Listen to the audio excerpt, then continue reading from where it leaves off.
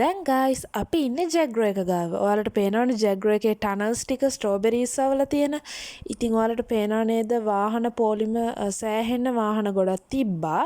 ඉතින් ඒ නිවාඩු දවස් හින්දා වෙන්නේ නැති. ඉතින් දැන් අපි ඔහොමම කායක ඉස්සරහට අරන් ගිහිල්ලා නවත්තන්න පුළුවන් තැනකින් නවත්තන්න හදන්නේ. ඇතුළට දාන්නත් පුළුවන් වාහන. අපි ඇතුළට දැම්මේ නැහැ අයිනෙන් නැවැත්තුවා. ඉතින් ඊට පස්සේ අපි ඇතුළට ආවා. ඇතුළට ඇවිල්ලා දැන් මේ බලන්නේ මෙයාලගේ අර ස්ට්‍රෝබෙරිස් තියෙන ෆුඩ් අයිටම්ස් කොතනින්ද ගන්න පුළුවන් කියලා. ඉතින් ඔය ඔතන තියෙන හට් එකෙන් තමයි ගන්න පුළුවන් එයාලගේ රෙස්ටෝරන්ට් එක. ඉතින් එයාලගේ රෙස්ටෝරන්ට් එකේ නම තමයි Simply Strawberries.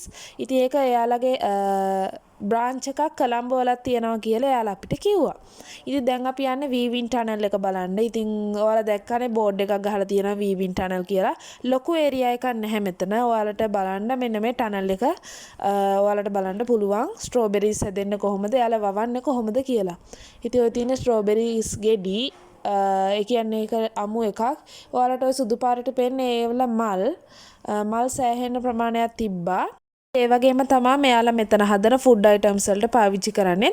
මෙයාලාම හදන ස්ට්‍රෝබෙරිස් තමයි. ඉතින් මේ වගේ ටනල්ස් පහකට වඩා තිබ්බා. සෑහෙන ප්‍රමාණයක් තිබ්බා. ඉතින් ඔය තියෙන අපිට හම්බෙච්ච බිල් එක අපි ගත්තේ waffle with fresh strawberries කියන එකයි Marigold Sundae කියන ඒ ෆුඩ් අයිටම්ස් දෙක. ඉතින් ඒ ඔක්කොන්ටම අපිට ගියේ 2850ක්. ඉතින් ඔය තියෙන්නේ Marigold Sundae කියන එක, ඔය තියෙන waffle එක. ඉතින් අපේ මල්ලි තමා ගිහිල්ලා waffle එක අරන් ආවේ. ඉතින් එතන තියෙනවා පොඩි process එකක් ඔයාලට ඒ food item එක ගන්න. ඔයාලා එතනින් ගෙවලා ඉවර වෙලා ඔයාලා චුට්ටක් එහාට ආපුවාම එයාලා ස්ක්‍රීන් එක දානවා ඔයාලට දෙන order number එක. ඉතින් ඔයාලා ඒ order number එක ආපුවාම තමා ගිහිල්ලා අරන් එන්න ඕන ඔයාලගේ ඒ food item එක. එයාලා කෑම ගැන කිව්වොත් හරිම රසයි. ඉතින් ඔයාලත් අනිවාර්යෙන් මේක experience කරන්න.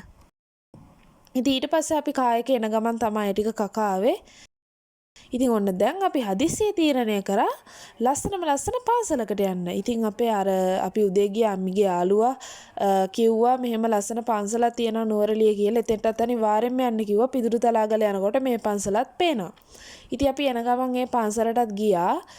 දැන් වෙලාව ඇති හවස 4:00 විතර. දැන් අපි යන ගමන් තමයි ඉන්නේ.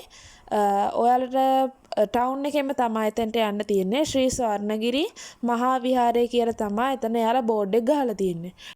ඉතින් මෙතනට යන්න ඔයාලට පොඩි පාරක් තමයි තියෙන්නේ. පොඩි දුරක් තියෙන්නේ. වාහන හුවමාරු වෙනකොට නම් පොඩ්ඩක් ඔයාලට කරදර වෙන්න සිද්ධ වෙනවා. ටිකක් පටුයි. ඉතින් දැන් අපි එතෙන්ට ආවා. ඉතින් හරිම ලස්සනයි පන්සල. ටිකක් චීන ආකෘතියකට වගේ තමයි යාලා පන්සල හදාලා තියෙන්නේ. ඉතින් ඇතුල් වෙන තැනම ඇතෙක්ගේ පින්තූරයක් එහෙමත් යාලා තියලා තියෙනවා. ඉතින් ඔන්න කායකින් බැස්සහම මෙන්න මේක තමයි view එක. මීදුමෙන් තනිකරම නුවරඑළිය ටවුන් එක වැහිලා තියෙන්නේ. දැන් අපි ඉන්නේ නුවරඑළිය ටවුන් එකේ උඩම. ඉතින් එතනින් ඔයාලට පඩිපෙළක් තියෙනවා. අපි යන වෙලාවේ ටුවරිස්ට්ලා වගේක් විතරයි හිටියේ. සෙනග කවුරුවත්ම හිටියේ නැහැ. හවස හින්ද වෙන්නේ නැති ගොඩක් කට්ටිය හිටියේ නැහැ. ඊටත් අනික හවස් වෙද්දි මෙතෙන්ට සීතලයි. ඉතින් දැන් එතනින් ඔයාලා කෙලින්ම දකුණු අත පැත්තට හැරුණාම ඔයාලට පුළුවන් බුදුගෙදරට යන්න. බුදුගෙට කෙලින්ම ගියාම එයාලා බුදුගේ ඇතුලේ ලොකුවට හදලා නැහැ අනිත් පන්සල් වල වගේ. සාමාන්‍ය පන්සලක් විදිහට තමයි හදලා තියෙන්නේ. ඉතින් එතනින් එළියට ආපුවහම මේ තියෙන්නේ මං අර කිව්ව බුදු පිළිමේ. මේක තාම හදන ගමන් තියෙන්නේ. ඉතින් ඔයාලට ලබන අවුරුද්ද වගේ වෙනකොට මෙන්න මේ පිළිමෙත් නුවරඑළිය නගරේ මුදුනෙන්ම හරිම ලස්සනට බලා ගන්න පුළුවන්. සෑහෙන ලොකුයි.